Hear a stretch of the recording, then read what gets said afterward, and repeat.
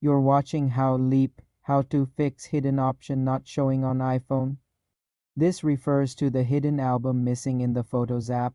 First, open the Settings app and scroll to Photos. Within the Photos settings, look for an option labeled Hidden Album. Ensure the toggle next to Hidden Album is switched on green. If it is off, turn it on. Now open the Photos app and go to the Albums tab. Scroll to the very bottom of the albums list under Utilities. The hidden album should now appear there. If you still don't see it, the album may be empty. To hide a photo, select it, tap the share icon and choose Hide.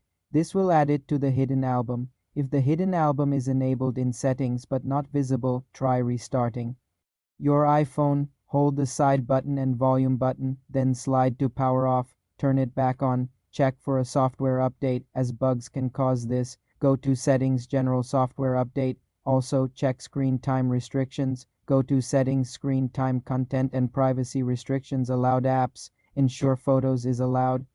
Another fix is to reset all settings. Go to Settings, General, Transfer or Reset iPhone. Reset all settings.